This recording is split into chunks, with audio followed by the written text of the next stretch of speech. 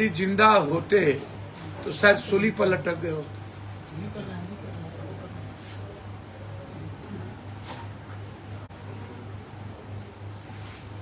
इतनी फिल्में बनी है जिसमें विलेन ठाकुर रहे हैं, जितनी फिल्में बनी हैं लगभग विलेन ठाकुर रहे। आखिर में हीरो जब विलेन को पीटता है तो पूरा समाज मिलकर ताली बजाता है। जब विलेन को हीरो पीटता है तो पूरा समाज ताली बजाता है। इसमें उसकी जाति के नजरिए से तो कभी नहीं देखा गया आज तक, उसे विलेन के नजरिए से देखा गया। इसमें उसकी जाति जितना ब्राह्मणों और ब्राह्मणवाद के खिलाफ लिखा गया आज तक जितना, लेकिन जितना दलित और का शोषण हुआ, कभी दलितों ने तो जवाब नहीं दिया, कभी अत्याचार और जुर्म तो नहीं हुए। यदि इतने बड़े समुदाय से आने वाले नेता जो जीभ खींचने से लेकर सर कलम करने की बात कभी नहीं कही ब्राह्मणों के किसी नेता कि सर कलम कर देंगे, यदि वह अपने अस्मिता से जोड़ लिए होते जितना आज तक हमला हुआ ब्राह्मण और ब्राह्मणवाद पर, तब तो खून की नदियां कभी भारत एक नहीं होता, कभी भारत सहिष्णुता से नहीं चलता। संपदा पर आर्थिक वर्चस्व में दलितों को पीछे रहने की दास्तान दुनिया में सबसे ज्यादा, और उसी संदर्भ में वो कविता थी। आज भी 2/3 से ज्यादा दलित एससी भूमिहीन है। आज भी उनको क्या सम्मान से जीने का हक आज भी नहीं मिलेगा? और आज भी आर्थिक वर्चस्व जाति से निकलकर सरकार पसंद कॉरपोरेट के पास चली गई। मोदी जी को अडानी पसंद है तो सारी संपदा पर उसी का वर्चस्व है। कोरोना काल में देश की संपत्ति जब घट गई तब उनकी संपत्ति अदानी की 9 लाख करोड़ हो गई। सवाल भटकाने के लिए यह भी खेल रचा गया। संसद में कब बोला गया और प्रतिक्रिया कब आई, इसको समझिए। ये खेल जाति के अस्मिता का नहीं है, ये राजनीति की अस्मिता का है। ये जाति की अस्मिता का खेल हो ही नहीं सकता। मेरा भगवान बिरसा मुंडा से लेकर पेरियार, सावित्रीबाई फुले, महात्मा फुले, संत रविदास, वाल्मीकि, दुनिया में मूलवासी आदिवासी शिव से लेकर के महाभारत के कृष्ण तक, मेरा सवाल इस देश के बौद्धिक लोगों से है। अर्जुन क्षत्रिय थे, युधिष्ठिर क्या थे? ब्राह्मणों जानती ब्राह्मण। न 5 भाई नकुल सहदेव क्या थे? शूद्र वैश्य। भीम क्या थे? सिर्फ अर्जुन को ही क्षत्रिय क्यों कहा गया? युधिष्ठिर क्षत्रिय की कतार में खड़े क्यों नहीं हुए? क्योंकि उन्होंने अंतिम सत्य जो ब्रह्म का रूप है और जीवन का जो रूप है उसको समझने में पीछे वो नहीं रहे। सारे विचारों का, सारे जातियों का, वर्ग का, व्यवस्थाओं में सबसे अधिक सम्मान यदि ब्राह्मणों जानती ब्रह्म का है तो शूद्र, जिसने मानव जीवन के निर्माण में सबसे महत्वपूर्ण भूमिका निभाई, वह भी श्रेष्ठ कर है।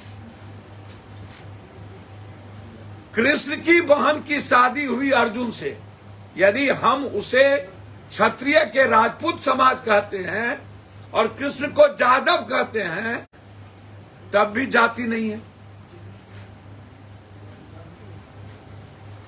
कृष्ण की बहन की बियाह अर्जुन से और अर्जुन की बहन की शादी कृष्ण से, तब भी हम सब लोग रिश्तेदार हैं।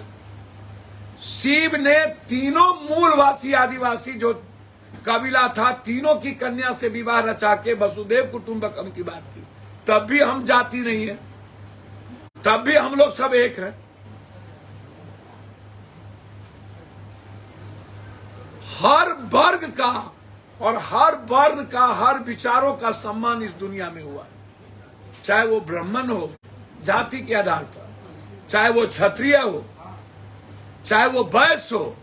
अब वैश्य को आप भारत और विश्व के निर्माण में जमीन से लेकर के व्यापार तक यदि किसी ने राष्ट्र निर्माण और मानव निर्माण में जीवन को गति देने का काम किया तो वो वैश्य है, उसका अपना इतिहास है।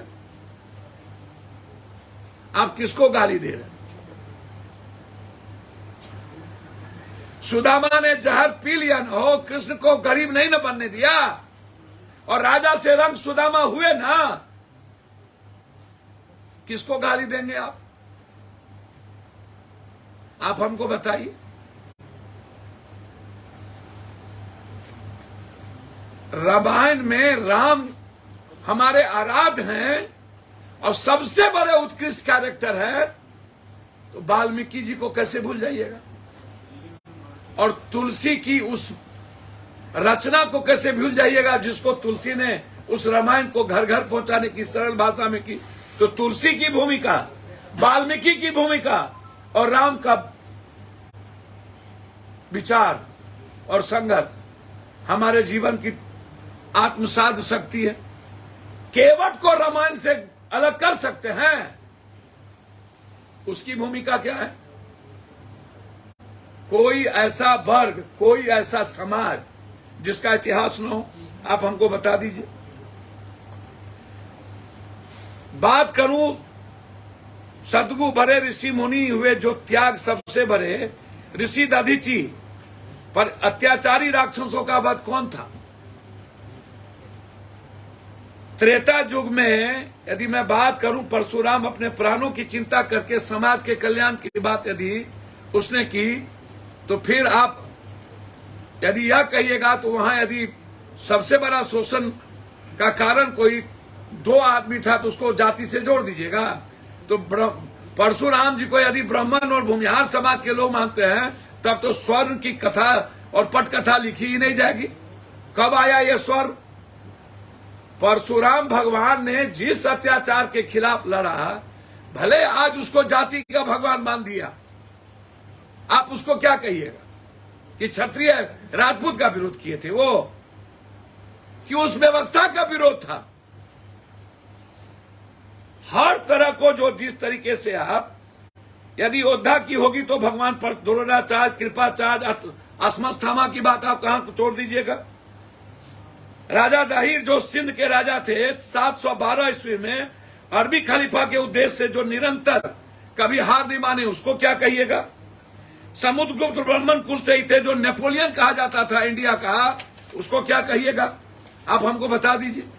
और उसी तरह 60% से ज्यादा युद्ध लड़के 70% भूभाग बचाने वाला बाजीराव सदाशिव, आप राजा पेशवा को क्या कहिएगा? आप हमको बता दीजिए। यदि नरम दल की बात करूं तो उमेश चटर्जी, राजा लक्ष्मेश्वर दरभंगा, नरसिंहदास थानवी, गोपाल कृष्ण गोखले, गोविंद बल्लभ पंत, मोतीलाल नेहरू, जवाहरलाल नेहरू के इतिहास को क्या कहिएगा। यदि गरम दल की बात करूं तो मंगल पांडे, बाल गंगाधर तिलक, चंद्रशेखर आजाद, नाना साहब, तात्या टोपे, लक्ष्मीबाई, राम प्रसाद बिस्मिल, गणेश शंकर विद्यार्थी, वीर सावरकर, राजगुरु को आप क्या कहिएगा। यदि समाज सुधार की बात होगी तो राजा राम मोहन राय, दयानंद सरस्वती, केशव चंद्र सेन और ईश्वर चंद्र विद्यासागर की अतुलनीय महापुरुषिया को क्या कहिएगा। और यदि आधुनिक शिक्षा लाने की बात होगी तो पंडित मोहन मालवीय को क्या कहिएगा। अब हमको जरा बताइए, ये कब तक सदन में आप गाली दे रहे हैं एक राज्यसभा को, माय महन कर रहे हैं कटुआ, तो क्या क्या बोल रहे हैं। क्या ये सदन प्रेमचंद, मुंशी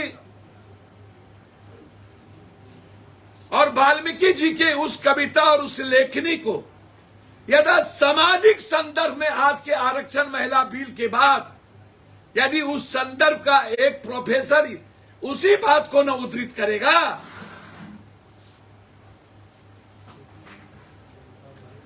जबकि उसने खुद कहा कि यह जाति पर नहीं लेना चाहिए, खुद पहले बोल दिया और हो भी नहीं सकता।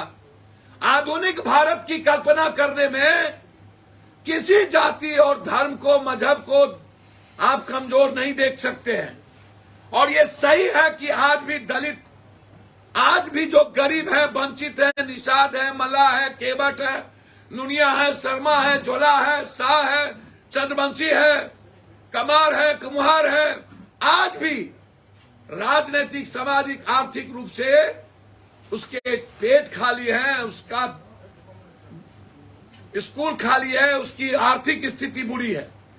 उस संदर्भ में यदि महिला आरक्षण बिल में एसटी, एससी, अत्यंत पिछड़ा और माइनॉरिटीज की भूमिका को आपने दबाकर आने फाने में आपने जबरदस्ती 4 दिन का एक बिल लाया और उसमें आपने 33 के बिना जाति जनगणना और परिसीमन के, आप बिना जाति जनगणना और परिसीमन के आप आरक्षण बिल ला करके यदि आप 85% उस वर्ग को, जो वर्ग को लगातार बाबा साहब अम्बेडकर, गांधी, सुभाष चंद्र बोस जैसे लोगों ने, पटेल जैसे लोगों ने जिस तरीके से एक कांग्रेस की सरकार में आरक्षण ला करके एक बराबरी की बात की और समय काल पात्र के अनुसार हर व्यक्ति को चलना पड़ता है। अभी हमने 11% गरीब ऊंची जात के लोगों को भी आरक्षण दिया। ये समय काल पात्र की डिमांड थी और ये देना पड़ेगा, क्योंकि हमारी भागीदारी बढ़ेगी, उसकी भी हिस्सेदारी बढ़ेगी। भागीदारी और हिस्सेदारी ये दोनों को समझने की जरूरत है। हम लोग गाली गलौज पर उतरे हुए, हमको एक बात समझ में नहीं आता कि हम लोग कौन सी बात करते हैं, जो बड़ी बड़ी बात करते हैं कि राजा इस लड़ते थे। सर, इस हिंदुस्तान में 1% राजा को छोड़ दूं, 99% राजा अपने किला को बचाने की लड़ाई लड़ा और 200, 400, 500, 1000 घोड़ा में आदिवासी वह वर्ग होता था जो कृषक वर्ग था, जो कमजोर था। लड़ने का काम वो किए, किला बचाने का काम वो किए। आप उसकी भूमिका और योगदान को कैसे छोड़ दीजिएगा? आप हमको ये बता दीजिए। मैं हमेशा से कहा हूं कि हमेशा से कंस और कृष्ण के बीच खात्मा की परिपाटी आई है। हम आपको बहुत क्लियर बता दें, अंतिम सत्य ईश्वर या परम ज्ञान, इसी को कहा गया ब्राह्मण। ब्राह्मण जाति नहीं थी, ईश्वर का ज्ञाता, ईश्वर को जो समझने का लगातार प्रयास किया। ऋषि मुनि काल से लेकर क्या तक कोई जाति नहीं थी। आप दधीची दान लेने पे आया, सुदामा परीक्षा लेने पर आया, भृग तपोबल पे आया, कपिल मुनि अहंकार को दबाने पे आया, अगस्त मुनि धर्म को बचाने पे आया, आदि शंकराचार्य पे चाणक्य नेतृत्व करने पर आया, मंगल पांडे क्रांति और चंद्रशेखर आजाद, सुभाष चंद्र बोस तो ब्राह्मण थे। आप चंद्रशेखर, सुखदेव, विनायक दामोदर, बाल गंगाधर तिलक, लक्ष्मी राय, राजेंद्र प्रसाद, पंडित बिस्मिल, मंगल पांडे, लाला लाजपत राय, राजीव दीक्षित, नेताजी सुभाष चंद्र बोस, शिवराज राजगुरु, विनोबा भावे, गोपाल गोखले, कर्नल लक्ष्मी सहगल, पंडित मदन मोहन मालवीय, डॉक्टर शंकर दयाल, रविशंकर व्यास, मोहनलाल पांड्या। आप किसी को उठा के देखिए। तुलसीदास ने रामायण को जनसाधारण भाषा में लिखा। खगोल और गणितक शास्त्र, इन दोनों छात्र में आर्यभट्ट के महत्वपूर्ण योगदान। स्मरण भारत के प्रथम उपग्रह का नाम आर्यभट्ट रखा। बड़ामी हरमीर ईसा की 5वीं 6वीं शताब्दी में के भारतीय गणितक के खगोल के थे। इतने 3 महत्वपूर्ण पुस्तक ब्रिजातक, बृहत संहिता और पंचशिलानीतिका लिखी। इन पुस्तकों में त्रिकोणात्मी महत्वपूर्ण सूत्र दिए महान राजनीतिक कौशल चाणक्य को कौन भुला सकता है? आप हमको बताइए। मौर्य साम्राज्य में नींव रखी चंद्रगुप्त मौर्य, सम्राट अशोक जैसे महान योद्धा का उदय कब हुआ? संस्कृत भाषा के जन्म देने में ब्राह्मणों जानती ब्राह्मणम की उस वक्त की भूमिका। कालिदास चीन, जिन्हें प्राचीन भारत का सबसे बड़ा नाटककार कहा गया। विद्यापति भारतीय साहित्य की श्रृंगार परंपरा के साथ भक्ति परंपरा के प्रमुख स्तंभ माने गए। महेश दास जो बीरबल के नाम से अधिक प्रसिद्ध है, मुगल बादशाह अकबर के दरबार के प्रमुख वजीर और अकबर के परिषद के 9 में से एक थे। आप उठाइए कि क्या है, आप किसको भूलेंगे? जो गाली गलौज हमेशा इस अर्थ के समय में भी आप जो लगातार गाली गलौज करते जा रहे हैं सभी लोग, हम अर्थ की बात कम करेंगे। हमको तो समझ में नहीं आता है, जब कोई बात करता है इस तरीके से भाषा की, तो जरा आप बात बताइए, दुनिया में कौन सा शासक, कौन सा महाराणा प्रताप, कौन सा ऐसा शासक जो क्षत्रिय थे या यदु थे या कृष्ण थे या कोई थे या राम थे, उन्होंने बदलने की तारीख तय की कि बदला लेने की तारीख तय की? कब बदला लिया गया कृष्ण के द्वारा? कब बदला लिया गया राम के द्वारा? हमेशा शासक और मानवीय मूल पे जीने वाला व्यक्ति बदलने की तारीख लिखता है। अब हम पल पल गला काट रहे हैं।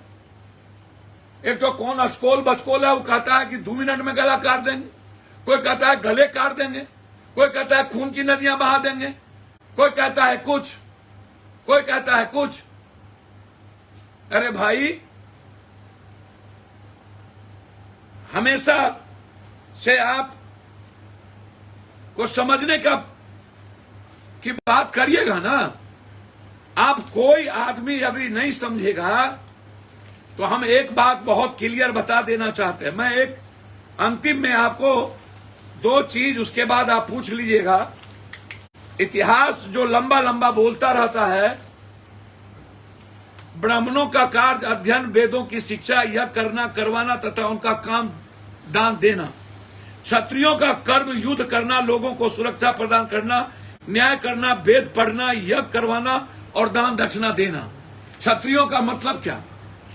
राजपूत कि क्षत्रियों का मतलब जो लड़ना जानता, ये समझाइए ना। और जब सब एक ही जाति, एक ही रिश्तेदार है, ब्राह्मण का कर्तव्य शिक्षा प्राप्त करना, शिक्षा प्रदान करना, यज्ञ करना, और क्षत्रिय का कर्तव्य अध्ययन करना, यज्ञ करना, भेंट देना। आप उठा करके देखिए। आप इसी तरह सम, दम, तप, पवित्रता, क्षमा, सरलता, शास्त्र ज्ञान, अनुभव ज्ञान, आस्तिकता, ये है ब्राह्मण के कर्म। ब्राह्मण कभी भी उतावला नहीं हुआ आज तक। फिर मैं कह रहा हूं, सम, दम, तप, पवित्रता, क्षमा, सरलता, शास्त्र ज्ञान, अनुभव ज्ञान, आस्तिकता, ये है ब्राह्मण का कर्म। इसीलिए मैं आपको बार बार कहता हूं, युधिष्ठिर, विदुर, श्री कृष्ण, भृतृहरि आदि व्यक्ति सम, दम, त्याग, वैराग और ज्ञान की चरम सीमा पहुंचे हुए पुरुष थे ना, कि नहीं थे वो? इसको क्या कहिएगा? सबको हम कई बार आपसे कह चुके हैं कि लगातार जिस तरीके का, मैं यहां के नेताओं को एक आग्रह करना चाहूंगा, याद करिए एक व्यक्ति का जन्म कब हुआ था। पीटर में रिटुजोबर्ग स्टेशन 7 जून 1893 गांधी जी को धक्का मार के रेलवे स्टेशन पर जब गिरा दिया गया था, तो वो लम्हा एक इंसान पैदा किया था। और उसी से प्रभावित हुए थे नेल्सन मंडेला। और उसी वक्त साम्राज्यवादी सोच और हिंसा के खिलाफ जूझने का संकल्प एक व्यक्ति ने लिया था दक्षिण अफ्रीका में। नेल्सन मंडेला से किसी ने पूछा कि आप सबसे ज्यादा गांधी से प्रभावित क्यों हैं? उन्होंने कहा था, क्षमाशीलता और सबको साथ ले चलने की प्रवृत्ति ही गांधी का नाम है। और उसी ने प्रभावित किया। तब नेल्सन मंडेला ने क्या किया था? जब वो आए सत्ता में तो समदर्शी नीति अपनाए, मूल काबिलाई लोगों के साथ गोरे और भारतीय प्रवासी का एक समान सम्मान स्थान दिया। यही वजह थी कि मातृभूमि के विभाजन के बजाय नेल्सन मंडेला ने विकास को पदवी दी थी। तब क्या हुआ? रंगभेद विहीन लोकतंत्र उन्होंने शुरुआती कदम में उठाई। नतीजा हुआ दक्षिण अफ्रीका पिछले दशकों में बहुत तेजी से उभरे। ब्रिक्स मुल्कों में Brazil, Russia, India, China, south Africa का महत्वपूर्ण सदस्य है। आज वो दक्षिण अफ्रीका के नेल्सन मंडेला की वो योगदान, कहां नफरत की राजनीति हुई। 1917 के बोल्शेविक क्रांति के बाद लेनिन ने एक बदलाव का फरीज तैयार किया और वहां आए। हम कहां हैं भाई? हम गाली गलौज पर उतारे हुए। जो लोग नाथूराम गोडसे की आज तरह की बात करते हैं, क्या फर्क है? महात्मा गांधी बीमारी से भी मर जाते तो गांधी होते। नाथूराम गोडसे गोली चला के गांधी को ना मारा होता तो गोडसे को कोई नहीं जान पाता, कोई नहीं, कोई।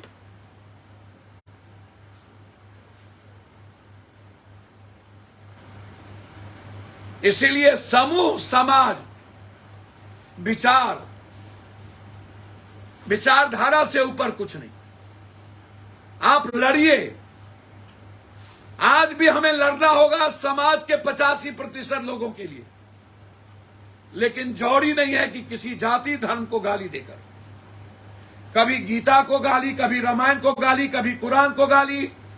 सदन में जिस तरीके से मां बहन कटवा कहा गया, ये भारत में ही संभव है ना हो।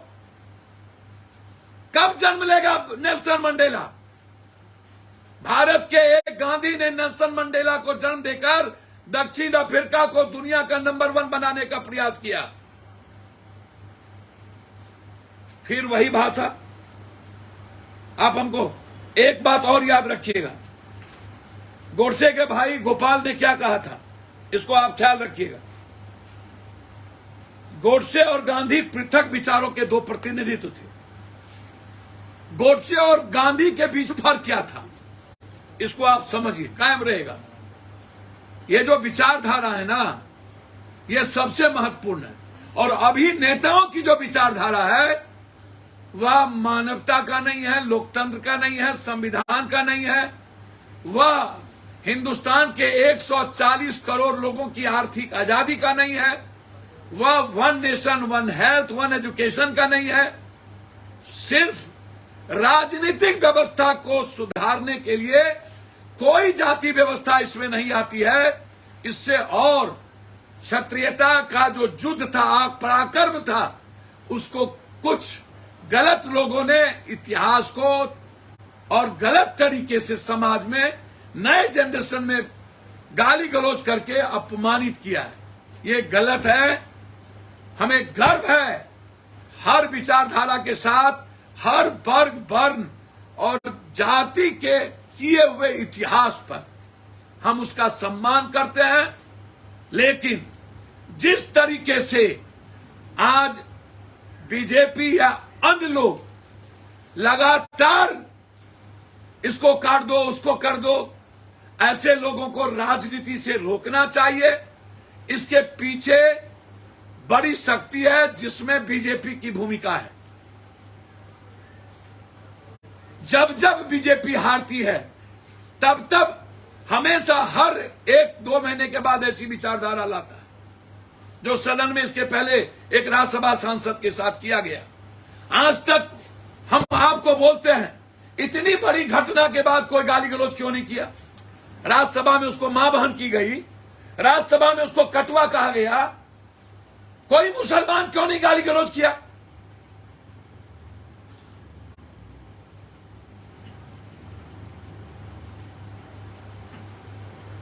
यहां तो जाति पर कोई बात नहीं थी। और जिस तरीके से मैं मनोज झा जी का as a political, as a professor बहुत सम्मान करता हूं, वो इतिहास की ही बात करेंगे। गांधी पर जब बम से हमले हुए थे ना, तो सरदार पटेल गए थे सुरक्षा देने, बोला नहीं लेंगे, नहीं लेंगे। और मनोज वाजपेयी को सुरक्षा की जरूरत नहीं है जहां विचारधारा। लेकिन जिस तरीके से मनोज झा जी को, जिस तरीके से करनी सेना के नाम पर, मैं करनी सेना की बात नहीं कर रहा, लगातार उनको फोन पर धमकी, काट देंगे, मार देंगे, जब तक पप्पू यादव और हमारी पार्टी जिंदा है। दुनिया का कोई बड़ा कंस क्यों न पैदा हो, कृष्ण के अस्तित्व को और दुनिया के श्रेष्ठ कर विचार को कोई मिटा नहीं सकता। पप्पू यादव हर परिस्थिति में मैं खड़ा हूं, कंस को मिटना ही पड़ेगा। उतावलापन इस देश की मर्यादा नहीं है। हम आए हैं वसुधैव कुटुंबकम के लिए, हम जाने जाते हैं सर्वधर्म संभाव के लिए, हम जाने जाते हैं सार्वभौमिकता के लिए, और हम जाने जाते हैं सहिष्णुता के लिए। नफरत का कोई आधार नहीं है। मोदी जी और भारत के नेता नेल्सन मंडेला से तो सीखो। मोदी जी गोरसे गोली चलाकर हत्या करके नाम कमा लेगा। आज भी कई गोरसे किसी को गाली, किसी जाति को मां भंग करके अपना नाम कमा लेगा, लेकिन वो इतिहास पुरुष, युग पुरुष नहीं हो सकता है। हम मनोज झा जी के साथ खड़े हैं, स्टैंड के साथ खड़े हैं। किसी भी परिस्थिति में कोई भी व्यक्ति किसी समाज के समुदाय, वर्ग, जाति को के साथ नफरत के आधार पर देखेगा, रामायण हो या गीता, कुरान हो या बाइबिल, मेरे लिए हर विचारधारा सर्वश्रेष्ठ है, सर्वोत्तम है। किसी को गाली देने वाले के खिलाफ पप्पू यादव से लड़ना होगा। बहुत बहुत धन्यवाद। नमस्कार। एक सवाल आपने कहा भाजपा की साजिश है, तो क्या आनंद मोहन भाजपा से गाड़ी जोड़ रहे हैं? सर, मैं नहीं जानता हूं। मैं भाजपा की बात की, भाजपा के एमएलए, भाजपा के लोग क्या बोल रहे हैं, कौन क्या बोलता है, मुझको नहीं पता। पप्पू जी, विवाद तो आपके मित्र उनके बेटे ने खड़ा किया। सर, मैं कह रहा हूं कि मेरे भाई हैं युधिष्ठिर, अर्जुन, नकुल, सहदेव भी तो भाई थे ना। अर्जुन की बहन और कृष्ण की बहन भी तो रिश्तेदार थे ना। यदि तुलसी का महत्व है तो वाल्मीकि का भी दुनिया में महत्व है ना, राम का भी महत्व है ना। एक दूसरे के पूरक हैं। जिस किसी ने भी, मैं समझता हूं कि मैं और लोगों की तरह नहीं बोलूंगा, मैं सलाह भी देने के लायक नहीं हूं, मेरी औकात भी नहीं है, लेकिन मनोज झा जी के साथ उनके सम्मान और उनकी हिफाजत के लिए खड़ा रहने का ताकत और दम मुझ में है। सर, एक आदमी कहता है कि जी खींच लेंगे और आप कहते हैं उनको बचाएंगे, तो क्या? सर, मैं बचाने की बात नहीं किया। मैंने कहा कि हर तरह के जाति, धर्म, वर्ण और वर्ग और विचारों का सम्मान के लिए पप्पू यादव और हमारी पार्टी मरने को तैयार है। हम किसी जाति और किसी विचारधारा के कारण ना तो किसी का जी खींचेंगे, ना तो किसी का गर्दन काटेंगे, ना तो खून की नदियां बहाएंगे।